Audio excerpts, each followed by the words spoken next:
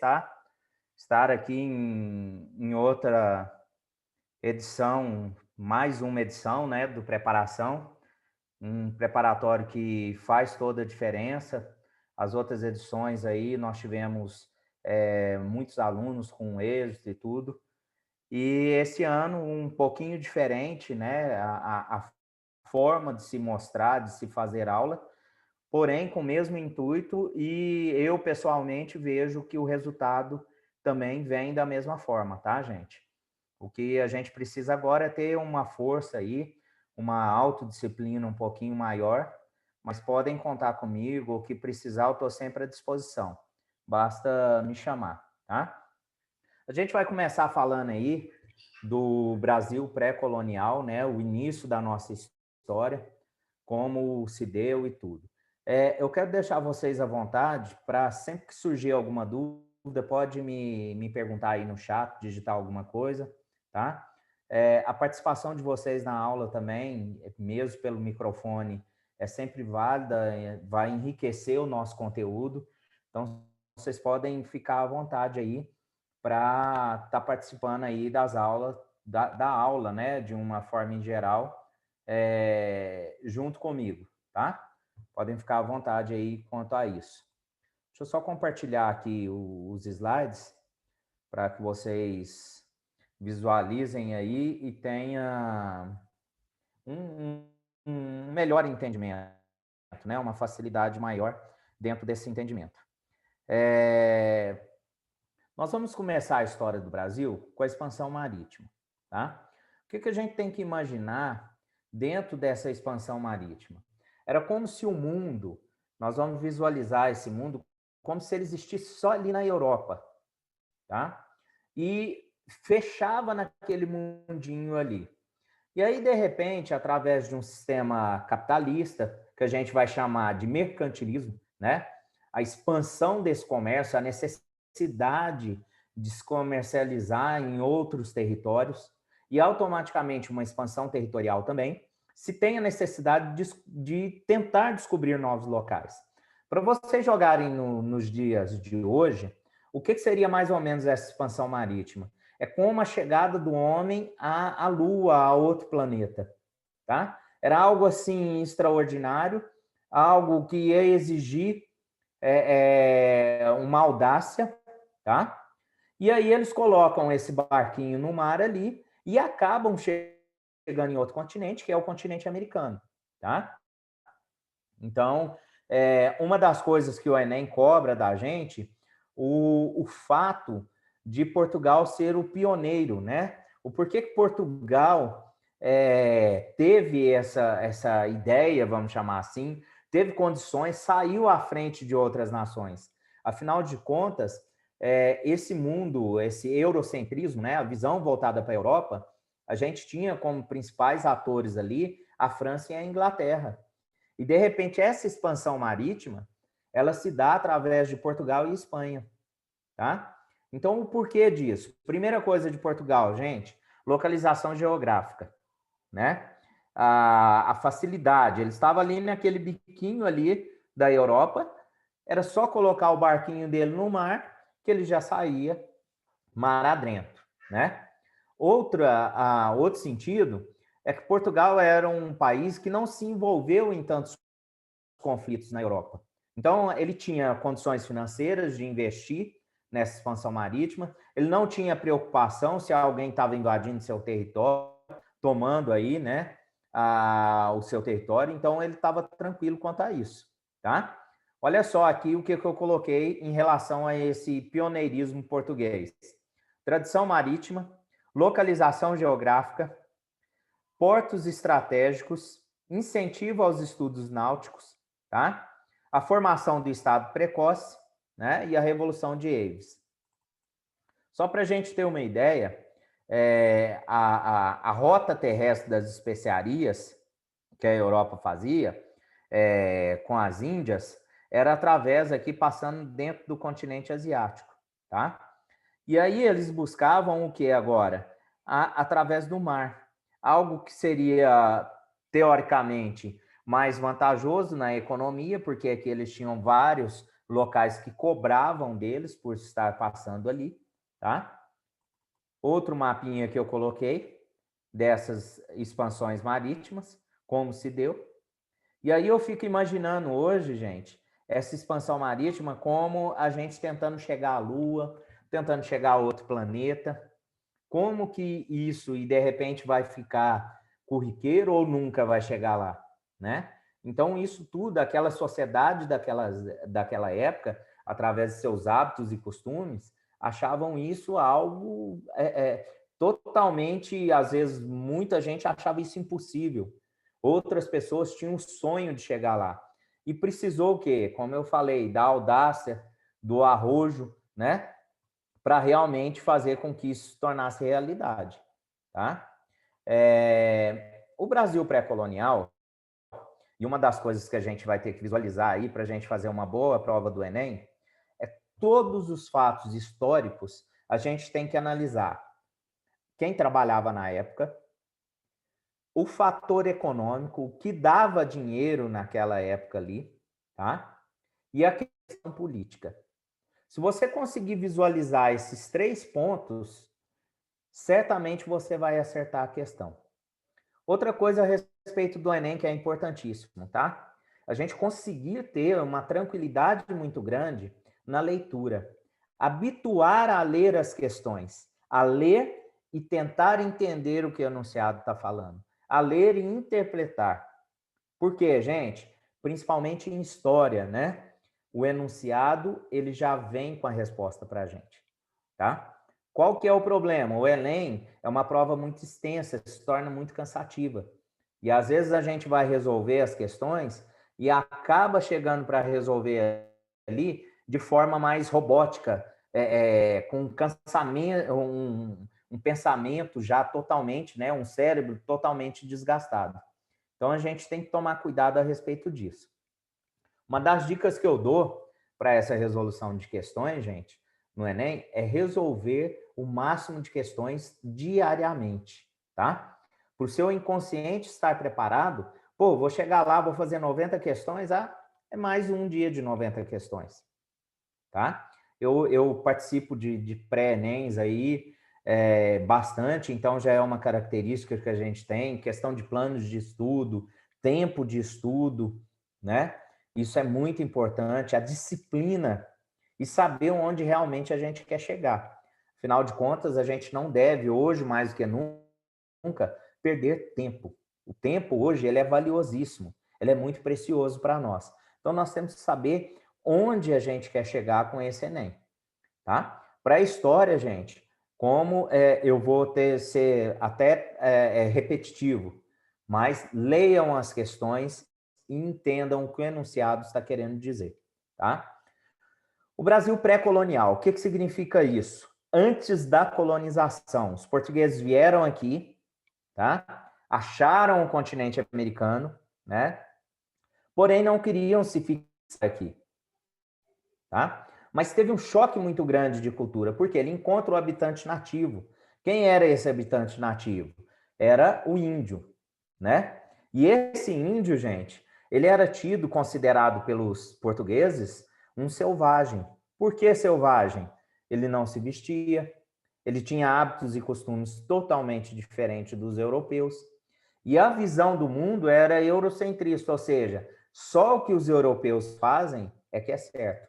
Tirou daquilo ali, você era considerado algo diferente e que não era um ser humano, tá?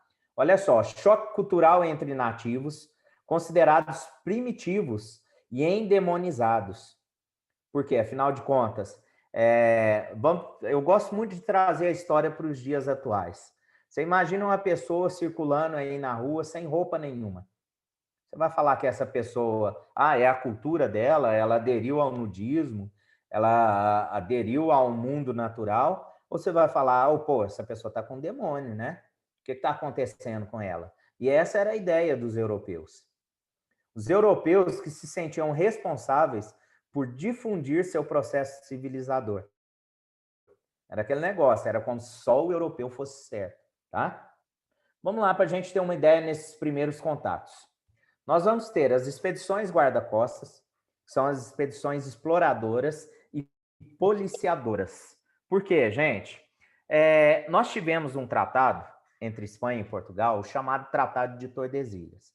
É como se o mundo tivesse sido dividido entre Portugal e Espanha, deixando de fora a França, a Holanda, a Inglaterra e demais países, né?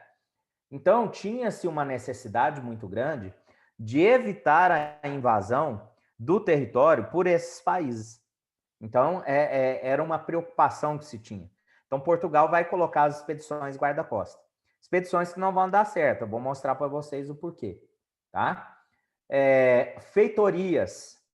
O que são as feitorias? São armazéns para armazenar o produto, o que girava de economia nesse período, para levar para Portugal, tá? Principal fonte de renda dessa época era o pau-brasil.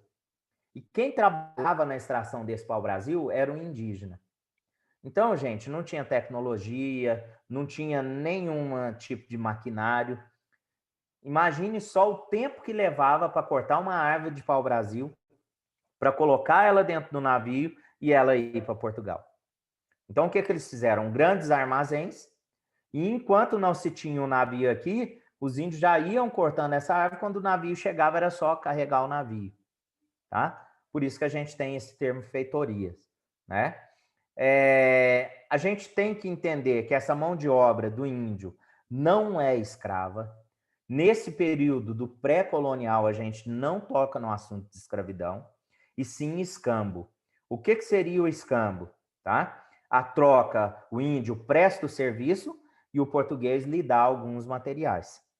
O português vai lhe dar produtos. O principal produto, e que o índio encantava mais o índio, era o espelho. Tá? Por que o espelho, gente? O português mostrava para o índio e tirava e falava, pô, roubei sua alma. E aquele índio, quando via sua imagem refletida no espelho, e de repente o português guardando aquele espelho no bolso, falava, pô, ele tá me levando embora, eu vou ficar aqui e vou acabar morrendo, porque aquele português levou minha alma. Então eles tinham uma crença muito grande nisso. E aí eles perseguiam os espelhos, tá? Prestem atenção nos termos, que é muito importante que eu falei do pré-colonial. Primeira coisa, expedições guarda-costas. Segundo, a fonte econômica era o pau-brasil. Terceiro, quem trabalhava era o índio, o nativo, mas não no sistema de escravidão, e sim no sistema de escambo, que é a troca do serviço por algum produto, tá? Importantíssimo isso aí. As expedições guarda-costas, gente, por que não vai dar certo? O litoral brasileiro era muito extenso, como a gente pode observar aqui. Então, o que acontece com esse litoral extenso? Enquanto eu estava com um barquinho vigiando aqui em Pernambuco, né, eu tinha países querendo invadir aqui embaixo no Rio de Janeiro. Eu corria para cá com o meu barco, gente, aí esse barco chegava aqui na região da Bahia, em Porto Seguro. Então, acabou que não teve condições, né, não conteve essas expedições guarda-costas, ela não conteve as invasões. E aí Portugal vai buscar um outro sistema para poder conter essas invasões, né? E fora isso, durante esses 30 anos iniciais, os portugueses tinham um comércio muito grande com as Índias. Então ele tinha um local onde dava mais lucro para ele. Ele não tinha necessidade de uma exploração maior aqui no nosso país. Porém, esse comércio entra em declínio. E aí se tem a necessidade, sim, de começar a ganhar dinheiro com o Brasil, tá? A ideia inicial agora era que o Brasil precisava dar uma renda maior, né? E aí vem o declínio desse comércio no Oriente. O crescimento da concorrência do comércio de especiarias entre países europeus abalou a economia portuguesa. O aumento das expedições guarda-costas, policiadoras no território, principalmente para impedir as invasões dos estrangeiros. E aqui nesse momento, quando eu falo de invasão do Brasil, praticamente eu posso visualizar só os franceses, tá? É a única coisa que vai cair na sua prova. Nesse primeiro momento de invasão do Brasil, é só a França, não preocupe. Nós vamos ter outros países em outros momentos, nós vamos falar. Mas nesse primeiro momento do pré-colonial, somente os franceses vão invadir aqui, tá? E aqui vem o sistema colonial para a gente entender direitinho. Quando eu falo metrópole, eu estou falando dos portugueses, estou falando de Portugal. O objetivo da colônia, nós somos colônia, Brasil, nós somos colônia, é enriquecer quem? Quem é meu dono, que é a metrópole. Então, toda a riqueza brasileira, enquanto eu sou colônia de Portugal, vai para Portugal, não vai servir para enriquecer o país, estruturar o país, desenvolver o país, tá? Olha só aqui o que acontecia. A metrópole sai de lá, vem para a colônia, tá? E volta com as matérias-primas, com gêneros tropicais e com tudo que eu tenho de volta para lá, né? Então, esse quadrinho é bem interessante para a gente poder entender isso, tá? Galera, deixa eu parar aqui esse compartilhar aqui para a gente conversar a respeito um pouquinho, né? Eu queria que vocês colocassem aí, pode ser pelo microfone ou pelo chat. Se vocês entenderam até agora, me dá um ok aí. Se tem alguma dúvida, alguma coisa que vocês queiram me perguntar, ou se eu posso seguir com a matéria. Rafael, Natália, Luan. Isso, Maria de Fátima, Andressa, André. Tá entendendo? Tá tranquilo aí? Tá de boa? Então tá. Bora continuando aí. Thaisa, Daiane. Beleza, gente. Então agora esse pré-colonial, vamos dizer assim, é um sistema que vai ter que ser modificado, né? Esse pré-colonial agora nós vamos ter que modificar ele. Beleza. Então tá, tô vendo a resposta de todo mundo aqui, bora lá. Bora para frente, hein, pessoal? Aí agora, a gente tem-se a necessidade de colonizar o Brasil, né? Iniciar a colonização do nosso país. Agora, o que a gente tem que ter em mente, gente? Portugal sempre foi um país que teve necessidades econômicas. Portugal nunca conseguiu desenvolver algo sozinho. Então, qualquer coisa que ele for fazer na sua história, você vai ver que ele vai precisar de ter um parceiro, tá? Só para mim perceber que vocês estão ligados na aula e estão entendendo. O que é um país precisar de uma parceria? Nos dias atuais, o Brasil fez algo bem semelhante às capitanias hereditárias que nós vamos fazer agora. O que é? Quem sabe me traçar um paralelo aí entre as capitanias hereditárias, o sistema de capitanias hereditárias, e o governo atual do Brasil. O que o governo faz agora? Vamos ver se vocês sabem falar alguma coisa. Nicole, se sabe, Maria de Fátima, Rafael, Stephanie, Leandra. O que vocês imaginam que é algo semelhante às capitanias hereditárias e o governo brasileiro, na atualidade e alguns governos atrás também? Só me fala se alguém sabe o que imagina o que é ou não. Qual é essa semelhança? Nada, galera? Bora lá, se liga aí. Eu não tenho certeza, mas eu acho que é relacionado com como se fosse hoje a divisão de estados, né? Não sei, alguma coisa do tipo, onde certas pessoas tomavam conta de certas capitanias, não sei, eu posso estar muito errada. Não, de jeito nenhum. Leandra, obrigado pela sua participação, tá? É muito importante aí a participação de todos vocês. E você falou um lado, eu quero falar outro lado, não seria nesse lado aí, mas você está certinha, tá? A divisão das capitanias hereditárias, a gente vai pegar o Brasil, que até então era como se fosse um fazendão, vamos chamar assim, para melhor entendimento de vocês, e ele vai dividir em pequenas faixas de terra. Então, é como se cada faixa de terra fosse o estado. Beleza. Só que do lado da economia que eu queria pegar. Você lembra que Portugal é um país que não tem condições financeiras? Então, o que ele vai fazer? Ele vai chamar o particular para ajudar ele a colonizar o Brasil. O que o governo faz hoje? Quando ele quer melhorar alguma coisa, que ele percebe que ele não tem condições, que não vai para frente, ele vai privatizar. Ah, eu preciso ter uma estrada melhor, com segurança, com filmagem, com um guincho, com ambulância. Ele privatiza, ele chama o particular, a iniciativa privada, para ajudar ele a governar o país. É isso que é a privatização, tá? Logicamente, se alguém entender diferente, alguém quiser trocar uma ideia a respeito disso, pode colocar aí que a gente busca um melhor entendimento, tá? Mas aqui o que Portugal fez? Pô, eu preciso colonizar aquele país lá, o Brasil. Eu não tenho dinheiro, não tenho condições. Então eu vou dividir em faixas de terra, que são as capitanias hereditárias, né? E essas capitanias hereditárias, eu vou chamar um parceiro meu, um particular que queira ir para o Brasil, para desenvolver a questão da economia e me dar segurança que nenhum país vai invadir lá, tá?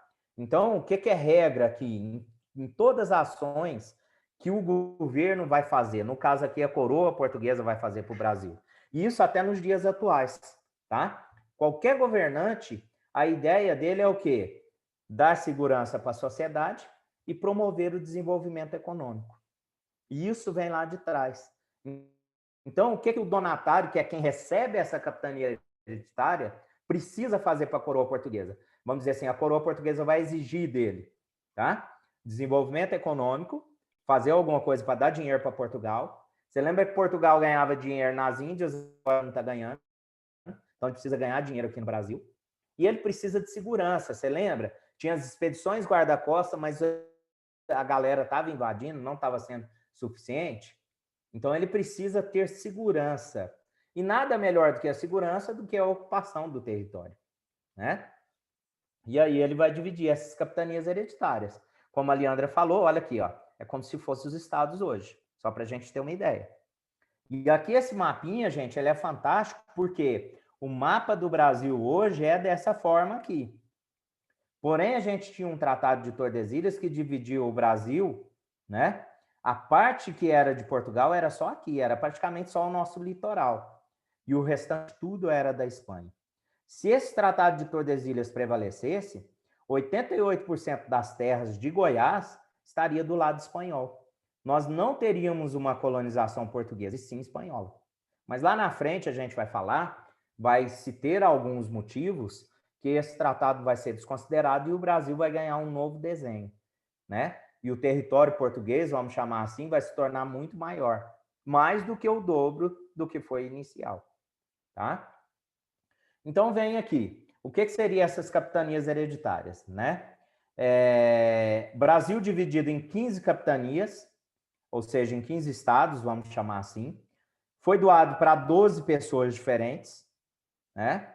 A ideia era colonizar e defender contra ameaça externa, tá? Então a gente sempre visualizar isso. E aí eu tinha 2 documentos para poder regularizar isso, para poder, né, vamos dizer, documentar essa situação. A primeira é a carta de doação, que é onde falava que fulano de tal ia ter direito do uso daquela terra, e a carta foral, que era onde determinava os direitos e os deveres. Vamos entender essa carta de doação, que é a primeira coisa que a gente precisa entender para o Enem, tá? Carta de doação, gente, dá direito ao uso da terra, mas a terra sempre foi de Portugal e não deixou de ser. Eu gosto muito de comparar isso aqui com privatização, para vocês entenderem, né? Um termo que se usa hoje em privatização no Brasil, eles colocam como se a privatização fosse vender um pedaço do Brasil para alguém. Ah, eu privatizei a rodovia de Anápolis para Goiânia. Então quer dizer que eu vendi para aquela concessionária que explora e que cobra o pedágio? Não, tá? Eu dei direito de uso, é feito um contrato durante alguns anos, geralmente é de 25 a 30 anos. Quando vencer esse contrato, gente, aquela empresa que está ali, se o Brasil achar por bem não privatizar mais, ela vai embora. Ela pega os trenzinhos dela e vai embora, tá? Ou se o Brasil achar por bem, renova-se esse contrato de privatização. Mesma coisa era aqui, as capitanias hereditárias. Se Portugal achava que não ia ser mais conveniente, ele pegava a terra de volta. Ou então ele renovava esse instrumento, né, para esse donatário permanecer com as terras ali, explorando essas terras, tá? A carta foral, gente, ela já definia o que o cara tinha que fazer. Você lembra que eu te falei que precisava de um desenvolvimento econômico? Então o cara não podia, né, pegar aquelas terras e deixar do mesmo jeito. Ele tinha que plantar alguma coisa, tinha que desenvolver, tá? E em questão de plantação, que é interessante a gente entender, antes, no pré-colonial, era a exploração do pau-brasil. algo que já estava pronto, algo que era chegar e explorar. Agora, no sistema de capitanias hereditárias, nós vamos começar a plantar. E nós vamos ter uma única cultura, que é a cultura da cana-de-açúcar. Tá? Agora, se eu vim para morar, eu comecei a plantar, eu preciso de uma mão de obra mais forte, de uma mão de obra maior.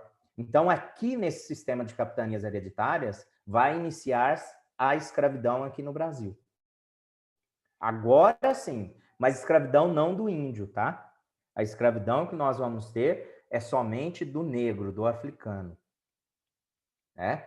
Então tem essa diferença aí para a gente não confundir. Tá? Coloca aí no chat para mim, vocês acham que o índio foi escravo? O índio foi escravizado alguma vez ou não? Quem puder responder no microfone aí, me responde também. Acho que sim, né? É bem nítido isso. Foi? Mas quando? Que jeito que foi essa escravidão indígena? Quem sabe me contar essa história? Acho que ela foi física e também, de outra forma, relacionada à religião, né? Porque eles queriam mudar o índio totalmente. Eu acho sim que é um tipo de escravização. E a física porque forçavam eles a fazerem trabalhos forçados, né? Entraram ali e queriam que eles trabalhassem como nunca para o povo lá. Beleza. Então vamos entender essa escravidão indígena. A primeira coisa, vocês estão certinho, o índio sim foi escravizado, tá? Mas a gente tem que entender, um peguinha do Enem aqui. O índio nunca não foi aceito como escravo pela coroa portuguesa. A coroa portuguesa queria a catequização do índio e não transformar ele em escravo. Quem escravizou o índio? O particular. Os portugueses, você lembra que essas capitanias hereditárias foi dada para um donatário, um português, um particular, para desenvolver isso? Então esse português chega aqui e ele olha, pô, tem esse índio aí, gente, vamos escravizar ele, eu vou trazer só o negro, não. Tá? Mas não era algo da coroa portuguesa. A coroa portuguesa, ela só tinha uma exceção para escravizar o índio. Uma única exceção, a chamada Guerra Justa. O que era a Guerra Justa? Quando o índio não aceitava o processo de aculturação, ou seja, o índio não aceitava o processo de colonização, o índio era rebelde, aí ele falava, pô, esse cara não quer rezar, não? Então, bora transformar ele em escravo. Tá? Então, a gente vai transformar ele em escravo, vai ter essa diferença. Tá? Então, coloquem isso aí, ó, memoriza isso. O índio foi escravizado, sim, mas não pela coroa portuguesa, sim pelo particular. A coroa portuguesa queria catequizar esse índio. Agora, uma perguntinha que fica interessante na cabeça. Oi, todas as dúvidas que surgem para a gente, você chega no Enem e tá lá, tá? Então, por isso que a gente tem que tirar essas dúvidas. Pô, se ele catequizou o índio, ele queria mandar, vamos chamar assim, esse índio rezar, e não queria, né? Já o negro, gente, ele queria escravizar o negro e não tratava o negro como um ser humano, não estava nem aí para a catequização desse negro. Por quê? Qual que é a diferença entre o índio e o negro? O que você acha, Leandra? Por que acontecia dessa forma? Professora, eu acho que eu não sei não, porque para mim, até hoje, eu achei que a coroa portuguesa que estava escravizando, sabe? Eu não sabia desse detalhe e eu achava que era sei lá, pela estrutura do índio, né? Ele remetia muito, se você for pensar, muito saudável naquela época, forte, não sei. Não, beleza. Então já valeu a aula, já aprendeu uma coisa aí que se cair lá no Enem você vai acertar, hein? Mas olha só, o que acontece? O índio era o habitante nativo. Então, para o português chegar aqui, povoar isso aqui, né? Adentrar a essa mata, depois nós vamos ter as expedições ao centro do Brasil, as bandeiras, por aí vai, né? Que nós vamos falar nas próximas aulas. Ele precisava do apoio desse habitante nativo. Se esse habitante nativo estivesse contra ele, esse processo de colonização seria muito mais difícil. Então, qual que é a ideia? E como eu sempre falo, trazendo nos dias atuais, de se pacificar uma sociedade. A melhor forma é através de uma religião. Se você coloca ali naquela religião, e era passado dessa forma, no sistema absolutista, que os reis eram a presença de Deus na terra. que o rei era rei somente porque Deus quis, tá? Que a visão, vamos dizer assim, de religião, de céu, de uma vida melhor após a morte, era só através da religião. E por aí vai. Então, ele tinha essa necessidade. Agora, o negro não. O negro já estava vindo de outro continente, como o português. O negro não oferecia um perigo maior. Eles visualizavam que o índio, sim, pelo fato do índio ser um nativo, que ele oferecia um perigo maior. Então, era preciso pacificar esse índio. E nada mais tornar uma pessoa mais calma, mais tranquila, do que impondo ela uma religião. Tá? Vocês observam no dia a dia para você ver se esse processo de catequização não torna as pessoas melhores, piores, mais pacíficas, mais, vamos dizer, agressivas e por aí vai. Então, a ideia da coroa portuguesa era essa. Por isso que tem uma diferença entre catequização de índio e não se querer catequizar o negro. Não, a palavra certa não é não querer, é não ver a necessidade nisso. Tá? Então, a ideia inicial era essa. Tranquilo, galera? Professor, Então, bora lá. caso, toda essa catequização estava voltada pelo medo que o português tinha dos índios se revoltarem. Não necessariamente a palavra medo, mas sim de se buscar uma facilidade para essa colonização, tá? Por quê? Porque quem estava aqui era esse índio, então esse índio poderia surpreender ele. Então, se ele tivesse esse índio com ele como parceiro, ele vai visualizar que esse índio seria mais fácil. E eu vou te contar uma história agora mesmo que você vai entender a necessidade disso, tá? Espera aí. As capitanias hereditárias, gente. Então, nós já entendemos aí termos da capitania hereditária, né? A gente entendeu que agora eu tenho escravidão, que o que dá dinheiro aqui agora é a cana-de-açúcar, a exploração do açúcar, né? Dividiu em faixas de terra. Então, o donatário tinha direitos e deveres, tá? Só que essa faixa de terra, você lembra, Leandra, que você falou que é como os estados? Dentro do estado, existe uma faixa de terra menor ou não? Eu acho que estados, né, cidades, por exemplo. Isso. E nessa época era do mesmo jeito. A gente tinha as capitanias hereditárias, porém eu tinha faixas de terras menores dentro da capitania hereditária. Chamava sesmaria.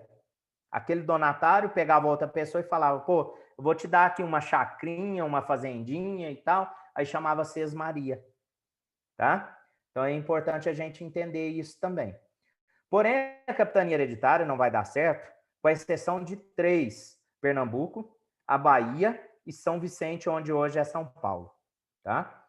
Por que que não vai dar certo? A coroa portuguesa jogou isso aqui na mão do particular, virou as costas e foi embora. Então, o cara, às vezes, não tinha dinheiro ou não queria investir o quanto precisava. O isolamento que se teve, estava aqui num continente, o outro continente estava do outro lado. E a coroa portuguesa falou, ó, planta, dá dinheiro e joga dentro do meu continente lá, tá? Então, isso aí vai se ter um problema muito grande a respeito disso. Por isso que as capitanias hereditárias não vão ser bem-sucedidas. Então, o que é a ideia da coroa portuguesa agora? A coroa portuguesa já passou pelo período de pré-colonização, período das capitanias hereditárias, agora ela tenta um governo geral. O que é esse governo geral? É a centralização do poder. A capitania hereditária ela é descentralizada. Cada donatário se reportava diretamente com a coroa portuguesa. Então, se eu tinha Pernambuco produzindo açúcar, ele pegava esse açúcar dele e vendia direto para Portugal. Tá? Até porque existia um sistema chamado Pacto Colonial, que tudo só poderia ser comercializado diretamente com a metrópole. Tá? Agora, no governo geral, não. É como se agora eu tenho um comandante aqui no Brasil. Tá? Vamos chamar nos dias atuais. Agora eu coloquei um presidente aqui no Brasil. Esse presidente vai ficar na Bahia, em Salvador, onde vai ser a nossa primeira capital, vai ser instituída aqui no governo geral. Tá? E aí, por exemplo, você lembra que Pernambuco estava vendendo açúcar direto para Portugal, lá no continente europeu? Agora não, Pernambuco pega o açúcar dele e entrega na Bahia. E aí a Bahia que vai mandar para Portugal. Tá? Era uma tentativa de se desenvolver melhor o Brasil. Porque um dos problemas que eles detectaram era justamente a distância do continente brasileiro, do continente americano, com o continente, né, europeu. Tá? O que a gente vai visualizar aqui nesse governo geral? Então, ele manda para cá um representante. Você lembra que ali a capitania hereditária, a ideia era desenvolvimento econômico e segurança? Então, o que esse governador geral tinha que fazer para o Brasil? Qual que era a ideia? Quem mais, gente, além da Leandra aí no microfone? Fala aí para mim. Bora lá participar. O que esse governador geral tinha que fazer? Vamos lá, Lara, Andressa, Camille, o André. O que vocês acham? Bora nós, Leandro. O que você acha que esse governador geral tinha que fazer aí? Eu acho que ele tinha que manter o lugar que ele estava ali em segurança, sei lá. Para tudo, tá? Vai virar regra, como eu te falei, desde a história até nos dias atuais. Todos os governantes têm que ter desenvolvimento econômico e segurança.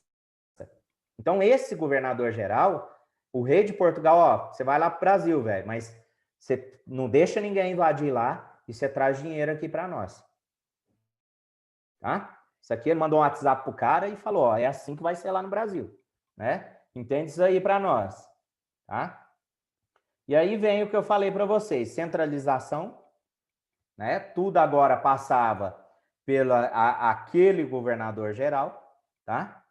E a ideia de segurança, por quê? Quem ameaçava o Brasil nesse momento? Os franceses. Os franceses. E incentivar o quê? A catequização. Catequização de quem? Do índio. Tá? Nosso primeiro governador geral foi Tomé de Souza. O que ele fez? O Enem te cobra, o que ele fez? Ele colocou Salvador como a nossa primeira capital. Então foi no governo geral que se cria uma capital do Brasil. Tá? Implantou o ensino jesuítico. Então, os jesuítas vêm para cá com a missão de catequização do indígena e de desenvolver o ensino no país. Muito importante, então. Tomé de Souza. O Enem vai te cobrar só essas duas coisas dele, tá? Instituição de Salvador, chegada dos jesuítas para a catequização do índio e para o desenvolvimento da educação no Brasil. Segundo governador geral e o mais cobrado pelo Enem, tá? Leandra, vamos ser repetitivos. O que o governador geral precisava fazer? O que o rei de Portugal falou para ele lá?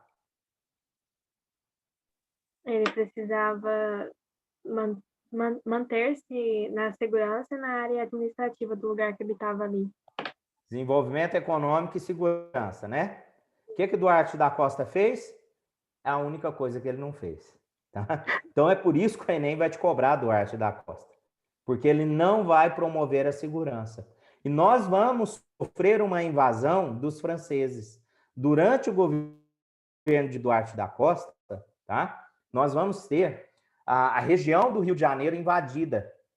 E ali vai se formar, durante esse período, em torno de 5 anos aí, os franceses, perdão, eu falei 5 anos, mas está aqui, ó, 12 anos. Eles vão ficar 12 anos no Rio de Janeiro. Aquele pedaço do Rio de Janeiro vai ser como se fosse um território francês, chamado França Antártica, tá? Aí imagina só, durante 12 anos dos franceses lá, sendo que o governador geral foi colocado lá só para manter a segurança. E o cara deixa invadir. Mas por que eles invadiram? E aí eu te falei, Leandro, o porquê que precisava de ter esse índio aliado ao português. Os franceses chegam aqui e começam, né, vamos dizer assim, a encantar o indígena, né? Por quê, gente? Esse indígena, você lembra que eu te falei que ele foi escravizado pelo particular? Então ele visualizava o português como um cara muito ruim, um cara que vinha trazer miséria, escravidão e tudo mais. E esse francês chega e mostra que o índio ele tem direito, ele vai respeitar as diferenças culturais, ele vai respeitar esse índio como um ser humano, e aí esse índio vai falar, pô, é muito melhor eu ficar do lado dos franceses do que dos portugueses. Então, os franceses, essa invasão do Rio de Janeiro pelos franceses, só foi possível porque eles contaram com a ajuda dos indígenas, tá? Professor, Oi? os franceses, eles, acho que eles não concordavam com isso, não, né? Eles usaram praticamente uma psicologia reversa. Sim, a ideia deles, é por isso que eu estou te falando, o colonizador europeu, ele tinha uma noção muito grande da importância que se tinha o habitante nativo para se manter aqui. Então, não que eles concordavam que eles queriam seguir isso, mas a ideia era o seguinte, pô, eu só vou conseguir isso se eu tiver alguém de lá me ajudando, tá? Então, eles vêm e 12 anos aquela região do Rio de Janeiro ali, Entendi. tá? O que o Enem vai te cobrar? Como é que eles vão formular lá? Eles vão colocar um texto contando toda essa história de invasão, né? E vai colocar, quando os franceses invadiram o Rio de Janeiro, eles formaram, né, um novo estado ali dentro do Brasil. Qual o nome desse estado? Resposta: França Antártica. Tá? França Antártica. Tranquilo aí? E aí vem o nosso terceiro governador geral. Gente, esse terceiro governador geral vai ser muito importante. O nome dele é Mendes Sá. Só que o mais famoso que ficou foi o sobrinho dele, chamado Estácio de Sá. Por quê? Porque ele vai conseguir expulsar os franceses do Rio de Janeiro. Por isso que Estácio de Sá é tão famoso no Rio de Janeiro. Nós temos lá escola de samba, nós temos rua, praça, tudo com o nome de Estácio de Sá. Tá? A ideia, né, dele de pacificação foi muito grande. O que ele vai conseguir? Pacificação entre colônias e jesuítas. O que seria essa pacificação entre colônias e jesuítas? Vamos entender aqui o Enem, e aí eu peço para vocês. A Leandra é que está mais me apoiando aí. Leandra, como que você entenderia isso, essa pacificação entre colônias e jesuítas? O que os jesuítas queriam, o que o colônia queria, que houve um embate entre os dois ali? O que seria essa briga entre eles? Ai, professor, sei não. Quem está no meio deles é justamente o índio. Você lembra que eu te falei que o índio foi escravizado pelo particular? Então, enquanto o colono queria escravizar o indígena, o jesuíta queria catequizar. E aqui entrou o conflito entre eles. E Eles Estácio de Sá, como um bom governante, chega lá e vai conseguir pacificar isso. Através de quê? Um fornecimento maior de escravos. Colono, você precisa de escravo? Então manda trazer lá 10 navios da África para mim. Aí Nossa, chegam os negros aqui, entendeu? talvez coisa causando um problema maior ainda. Justamente. É por aí. Mas a ideia que se tinha, não que eu concorde, tá? Mas para você entender, nem para você resolver a questão. O negro não era considerado um ser humano. Tudo que se falar de escravidão, você considera ele como uma posse, como um objeto. Eu estou deixando bem claro aqui que não concordando com isso, mas sim para você um entendimento, chegar na prova e acertar a questão. Tá? E aqui, esse indígena, eles queriam a catequização. Então ele vai lá, Estácio de Sá, busca o escravo, joga aqui na mão do colono. E pega o jesuíta e fala, ó, os índios estão liberados, vai lá, põe esse povo para rezar. Tá? Consegue lá para nós isso. E aí vem, nós vamos ter aí a expulsão dos franceses, né, do Rio de Janeiro, e a volta à normalidade do sistema colonial. A volta novamente, né, do Brasil, do sistema colonial, com Portugal mandando tudo centralizado em Portugal. Tá? Pessoal, então hoje nós falamos do Brasil pré-colonial, falamos das capitanias hereditárias, falamos do governo geral. Agora a gente vai entrar numa partezinha para finalizar a nossa aula, que é a respeito de quando... Você lembra quando eu falei para vocês que tudo que Portugal vai desenvolver, ele precisa de um parceiro? Para fazer essas capitanias hereditárias, ele precisou do particular. Agora, ele vai plantar açúcar e ele quer um país como seu parceiro. Tá? Quem não quiser no microfone, digita aí para mim. Quem acha quem foi o país que foi parceiro de Portugal no plantio da cana-de-açúcar?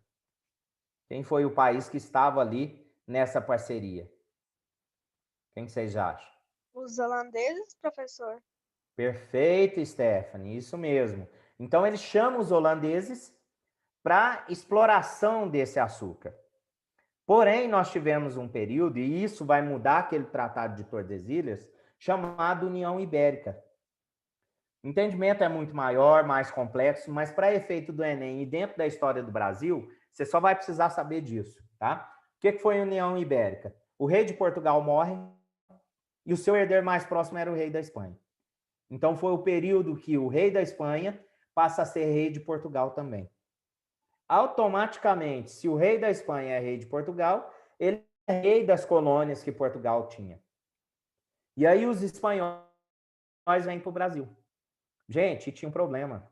O território holandês era colônia da Espanha. Teve uma briga lá, os holandeses conseguiram a sua independência. Então, chegando aqui no Brasil, tudo que o rei da Espanha não queria ver era holandês na frente. E chega ali e fala, pô, os holandeses estão aqui explorando o açúcar da minha colônia, e aí ele expulsa os holandeses. Tá? Como é que nós vamos formular uma questão em cima disso lá no Enem? O que a União Ibérica vai representar para o sistema colonial do Brasil? Qual que seria a resposta, Stephanie?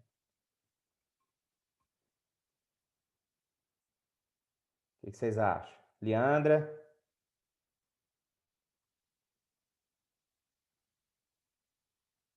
Galera, a União Ibérica representa para o sistema colonial do Brasil a expulsão dos holandeses do Brasil.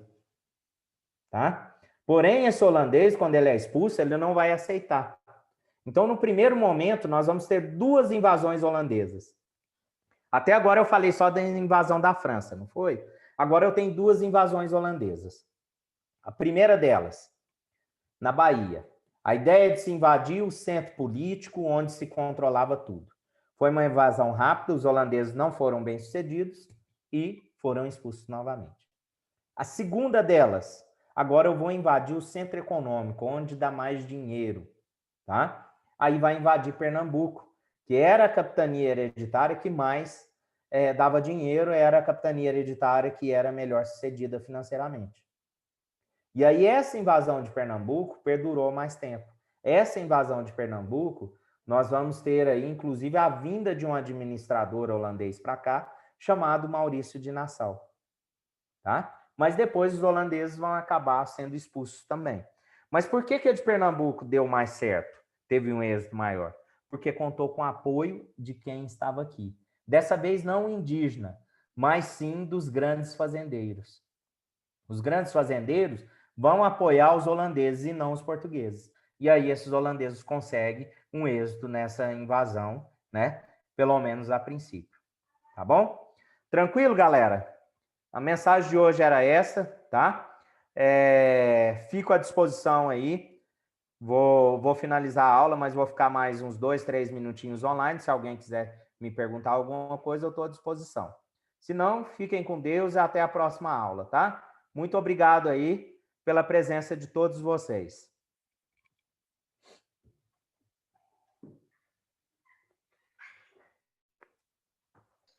Professor, Sim. nessa questão, quando o senhor disse da União Ibérica, quando um espanhol morre, né, o espanhol faleceu, ele já fica sendo automaticamente sendo presidente de Portugal, né, e da Espanha. Aí Isso. Na Portugal realidade, quem morreu foi o rei português, tá, Maria de Fátima? O rei português sim, morre, e aí